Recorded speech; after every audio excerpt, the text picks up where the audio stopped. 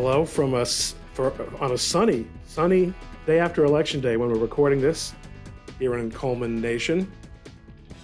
No, not in ColemanNation, here with ColemanNation. Culmination of something and hopefully beginning of something new. I've got Seth Dillon today. You know who Seth Dillon is, right? The Babylon Bee. The owner of the Babylon Bee. He's going to tell me what he does besides own it. I got a feeling it's something more than just own it, or else I wouldn't be that interested in talking to him, frankly. Seth, where are you? I am in sunny South Florida right now, Oh, north of Palm Beach, like 20 minutes in the Jupiter area. and that's where you usually are, right? That's where it all happens. Not all of it. This is kind of our corporate headquarters. We run the business out of here, but then the bulk of the creative team is out in our California office. Oh, that's interesting. Yeah. You bought the Bee, right? You weren't one of the founders. Not a founder. No, Adam Ford is the founder. He created it in 2016. I took it over in early 2018. So he was running it for the first 2 years. I've been running it since. You're having fun with it? Man, it's the most fun thing I do. I'll tell you that. It's who gets to spend their day every day looking at the headlines and thinking, how can I find a way to exaggerate this to make a point and have fun with it, make people laugh, but also make them think. It doesn't feel like work. What else do you do? For the Bee specifically? No, you said it's the most fun you do. Do you have a portfolio of businesses that you manage and run, or? Yeah, I have a portfolio of businesses that I've either invested in or started, acquired, sold. We've been doing that for years. My brother and I went into business together back in 2012. So we've been internet entrepreneurs for nearly a decade at this point. So yeah, we have some apps. We have one right now that we're working on developing that's called, it's out there in the market now. We're just continuing to grow it and refine it, but it's called Thinker without the E, Think R. And it provides key insights from nonfiction books. It's similar to Blinkist, which you may have heard of. It's a pretty popular app, but Sure. We're promoting that one as like an alternative to it that has, conservative and Christian thought on it, not just secular progressive stuff. So it's got a wide range of views, but it includes the things that the secular apps tend to want to exclude. So it's that's a fun project too. So very different approach to speaking the truth into the culture, but it's just one of many things that we're currently working on besides the Bee.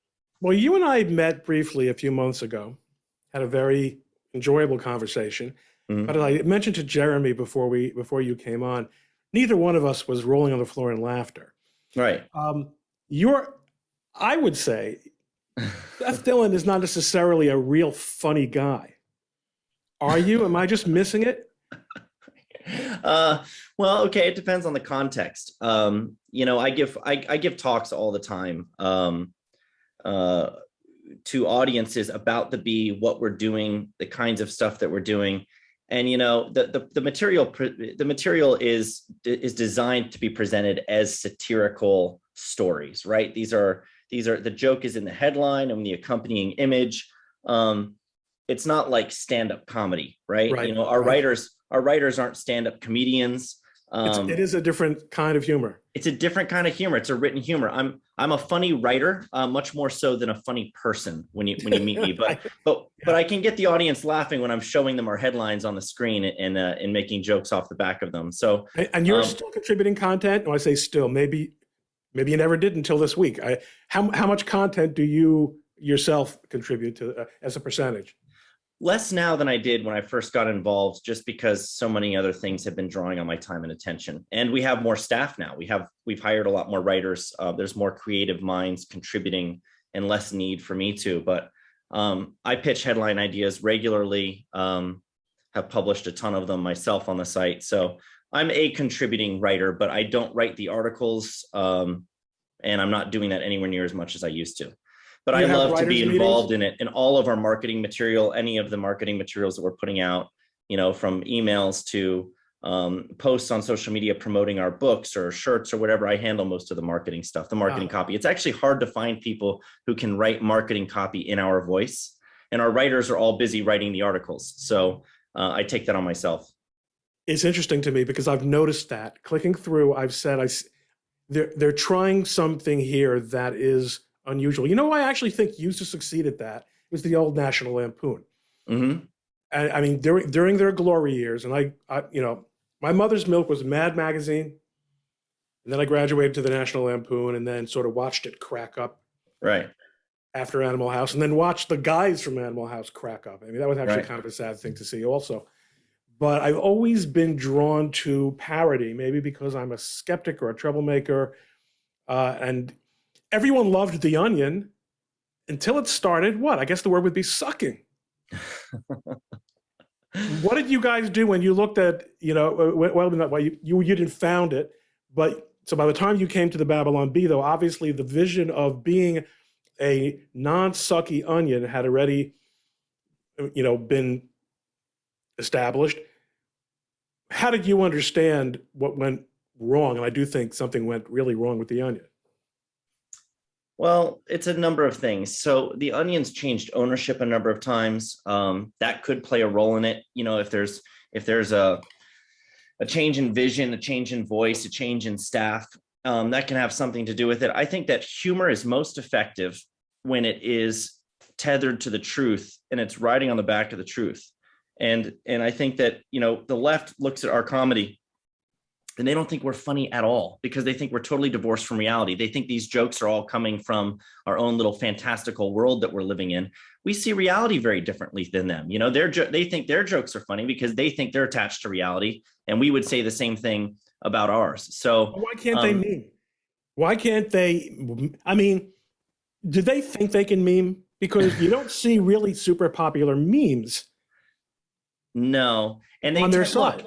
So there's something that's shifted with the. It's not just the Onion in particular, but there's something that's shifted with the left where they've gone from just trying to be funny. You know, the main thing that comedian or a satirist should be thinking to himself when he's writing something is, well, first of all, you know, what's the point I'm trying to make? But really, primarily is it funny?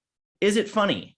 And the left doesn't really care as much about whether it's funny as whether or not it's, you know, it's got the right moral message. And so that's why you end up with these like late night comedians preaching at you about like gun control or something, rather than just making you laugh and making you forget about those types of issues. You know, they just keep harping on them. So some of it is, you know, the political nature of the comedy. The comedy is getting too political. It's getting too preachy. And it also is in many cases just getting too divorced from reality. You know, some of the top shared articles from the Onion, I've looked into this. Some of their top shared articles over the past year or two or few years are ones that are based on stories that turned out to be false. They were like fact checked and they turned out to be false, but they made jokes off the back of that as if it was true. And of course, their audience wanted it to be true. But it perfectly illustrates it's all projection with the left. That's what they accuse us of is making jokes on the back of a narrative rather than the truth. Well, so now you've hit upon something which was the genesis of our earlier conversation, and that is the concept of fact checking and the collision of worlds between the world of a satire site or publication and the left, the corporate news, as Michael Malice calls it. Mm-hmm. Why don't you remind me? I mean, I did a little bit of homework, so I didn't forget. But those who are watching this, you guys had an issue with the New York Times that I think basically got cleared up. Mm-hmm. All right. Do you mind us talking about it? Because No, sure. Yeah, I mean, well, what happened? There's been a few things at the New York Times. The New York Times had reached out to us at one point to do a profile piece on us. They came to our offices, they interviewed us, they talked with us, they treated us respectfully and basically, you know, covered us as an alternative to the Onion, just a conservative version of the Onion that's doing satire. And you know, they were trying to get inside our heads and figure out, you know, what our goals are, what our inspiration is, what we're trying to accomplish. Fine, that was all great. But then afterwards, later on, there was this technology writer, Kevin Roos, writing for the New York Times, who wanted to figure out, are we misusing the label satire so that we can mislead people on purpose? Is that what we're trying to do here? Or are we really satirists And instead of asking us these questions, he interviewed the woman who wrote that piece about us. And it was kind of like this open question, like, that's what they're accused of. There's been some controversy. So many people believe their stories are true.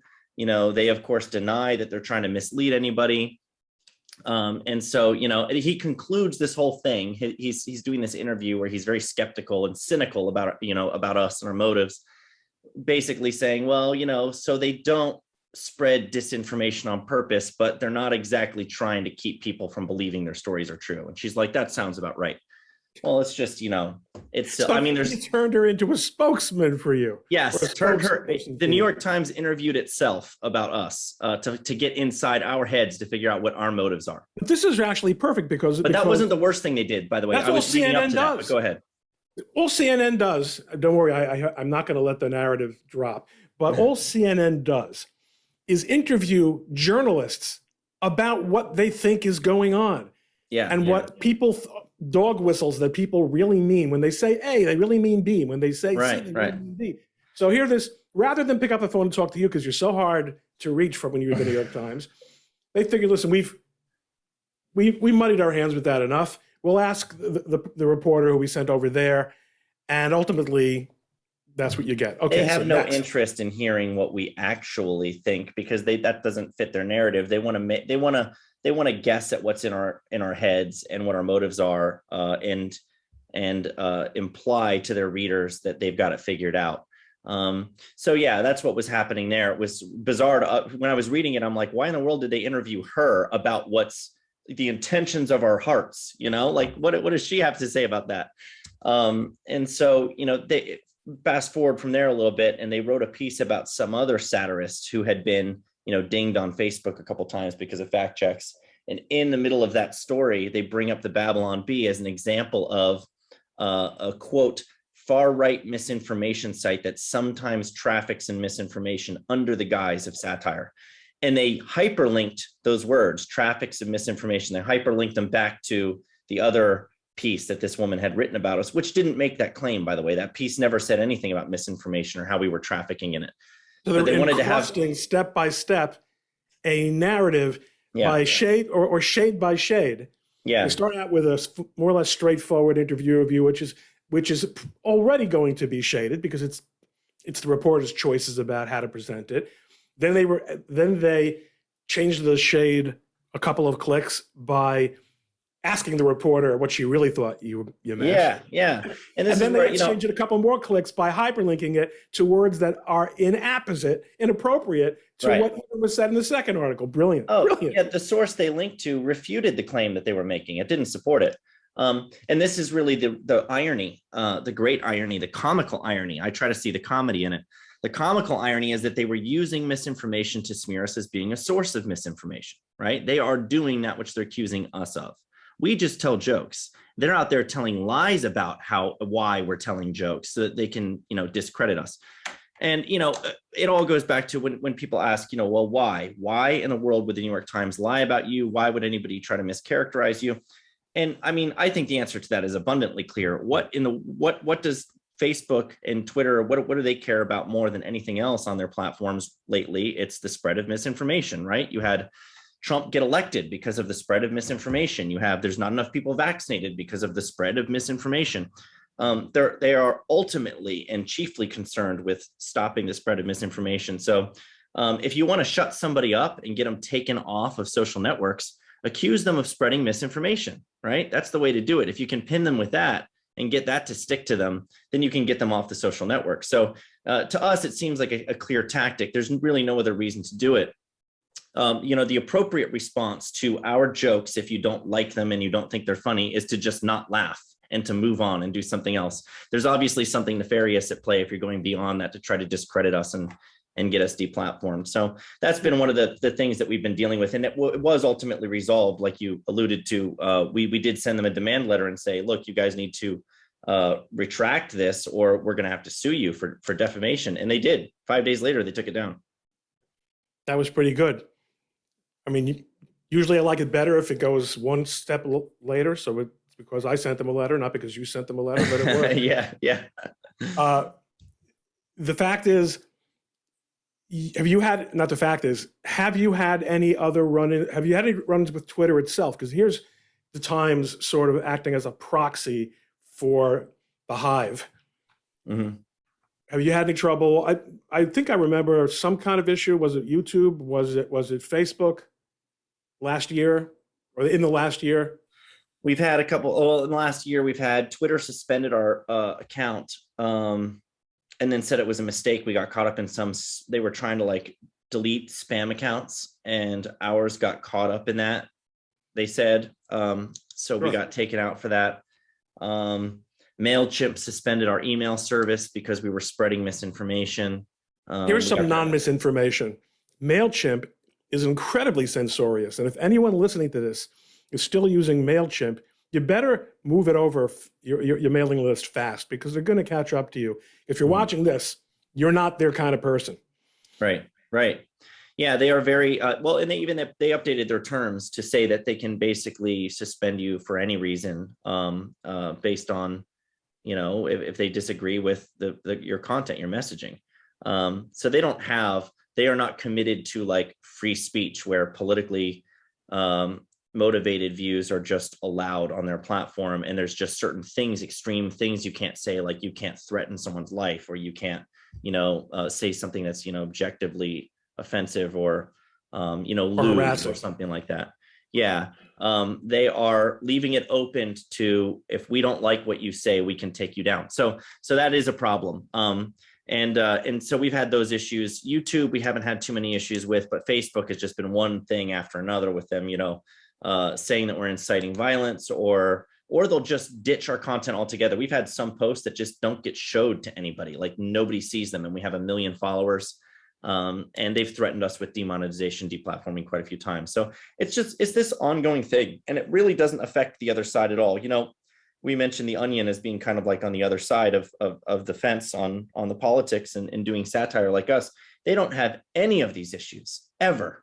Even the fact checking, they do get fact checked. That's the one thing that also happens to them that happens to us, but it happens in a very different way. If you read the fact checks of the Onion, it's always worded in such a way where it's like, oh, well, this came from the Onion, the funniest satire site in the world. You should laugh at it. Don't believe it. It's the Onion, So it's handled a little differently. No one's questioning their motives when people believe the Onion stories are true. And that's very telling. And it's not very surprising. It does seem, though, that notwithstanding these blips, that you've, by keeping it satirical, you're kind of weathering the storm of censorship and, shadow banning and whatnot. Even as frustrating as these things are, you're still in the game, because you are saying right out there, we're making jokes. Right. Yes, we are. But at the same time, there is stuff happening behind the scenes that we can't really pin down or address. Facebook throttling our reach is a really good example. They have not deplatformed us. They have not taken down our page and permanently suspended us. But what they have done is limited our reach so much that we only reach a fraction of the people that we used to reach when our audience was much smaller than it currently is. So, and that's continuing to decline over time. So that is still very concerning to us. It is, one of the main ways that we drive revenue and keep our business going is by driving traffic. And the way we drive traffic is by engaging people on social media and getting them to click through to our site. So it is still a very big issue for us. And while we are still around, I think it's a little scarier when you don't know what's going behind the scenes and there's no explanation of it, and they're able to throttle you like that, because then they can say out one side of their mouth, oh yeah, we haven't taken you down, look, you're still there. But then behind the scenes, they're doing this shady stuff where they're tweaking things. And what we're concerned is happening there is that we're caught up in this like news quality score system that they've rolled out, where they rate publishers based on the reliability of what they're putting out there. We get fact checked all the time. So I'm like, are you guys giving us a low quality score rating because we have unreliable information, because we get fact checked? Because we shouldn't be in that system. We are satire. We are not a news publisher. We're not making factual claims. So why are we caught up in that system? And they deny that, they're doing anything to us. They'll say, your page has no violations. And I'm like, well, that's not really what we asked. And so we go back and forth on it. But ultimately, they do define news. They did say this. They said, I can't tell you who's in that program, but I can tell you that we define news broadly to the point where we consider news anything that may impact the news ecosystem. And when I think of like that definition, it's like, well, that's literally anything published by anyone. I mean, if you have any audience at all, then whatever you say could potentially impact the news ecosystem. And by the way, they call it a news feed. When you're scrolling on Facebook, you're scrolling a news feed. Presumably, if it's a news feed, everything in it is news, right? So I think they treat everybody as a news publisher. And you know, if you're getting fact checked and people are sharing your stuff thinking it's real when it's not because you're satire, then you know, they penalize you for that. And the fact that they're not transparent about that is a problem. And ultimately, I'm not exactly sure what the solution to that is, but I certainly don't think that they should be enjoying the immunity that they're enjoying from Section 230 shield while engaging in politically motivated viewpoint discrimination. Well, and not only is the Section 230 shield, but also it's the antitrust shield. If right. If there were another Facebook, if there were an Avis to their Hertz, they couldn't and wouldn't do what they're doing because they would be depriving themselves of revenue, and that would matter to them. Right, but there are no alternatives, and these other platforms that are popping up all over the place, you can't even keep up with them. All these, you know, conservative alternatives that are popping up, they're not alternatives. They're not alternatives for a number of reasons. They're not as integrated. They're not being used by the government to reach the public and all these celebrities. They're not hosting the broader discourse that includes both people on the left and on the right and in the middle. They're just simply conservative social networks. And there's a time and a place for a conservative social network, but a conservative social network is not an alternative to a Facebook, which is not by any means just a conservative social network. Agreed. That's why we're still here. That's why here. Because why do I say here? Because this is going to be on, I haven't been kicked off anything, and it's going to be on all the things. Right. Now, in our remaining minutes, one of the other remarkable things about the Babylon Bee is that it's clean. Can't say that about the Onion.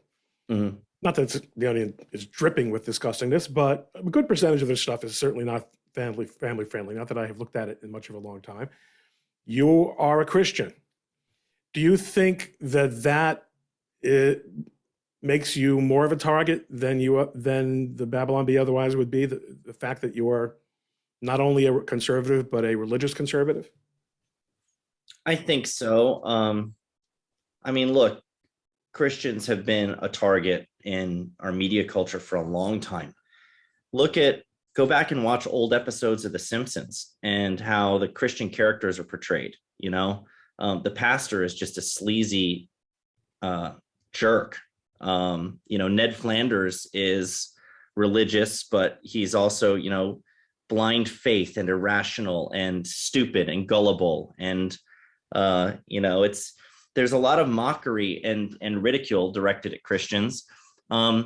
The fact that we're kind of turning that around and ridiculing things ourselves, I think it irks people, sure. And it probably does play into the fact that we're criticized more than if we were just a conservative platform, for sure, I think. And it also gives them this funny line of attack that they do where they try to tell you what Jesus would do or what the Bible says. And they try to tell you that your behavior is out of step with that, like they've ever opened their Bible and even looked to see what it might say. Well, they did a Google search, for the verse. They remembered that there was a verse about a spinning wheel. They remembered that there was a verse about an eye of a needle. Right. And then they cut and paste and start riffing on it. Right. Yeah, Jesus spent time amongst poor people, therefore he must have been a socialist or something. They jumped to all these conclusions. They're not studying the Bible. But they are trying to cherry pick from it to try to apply it to you to trip you up. We get that a lot, and we wouldn't get those lines of attack if we weren't coming at it from a Christian conservative perspective, and we're just coming at it from a politically conservative perspective. So yeah, I think it draws more for sure. Do you think you're going to be able to stay funny in the coming years? Does that ever bother you that you can maybe run out of gas? Well, this is the thing. I say this all the time. It's I quote G.K. Chesterton, who said the world has become too absurd to be satirized. And I think that's really the primary challenge that we face right now as satirists. It's twofold, really. It's the censorship attacks. It's what you see with Dave Chappelle, where they're telling him who he can and can't joke about. They're accusing him of punching down. They're accusing him of hate speech under the guise of satire. We're getting that too. But but it's also this, this kind of unintentional way they're making satire and comedy more difficult is by making reality crazy. Tucker was just doing a segment the other night, and he actually referenced us in this segment where he was saying, he quoted me as saying that the world's become too absurd, it's become a parody of itself. And he was talking about this story where, Biden is entertaining this idea of paying $450,000 to illegal immigrants who are breaking our laws, like rewarding them for breaking our laws. And he's like, you can't make this stuff up. You can't make it up. And that is really the challenge right now. When you say, is it going to be easy to be, can you continue to be funny into the future?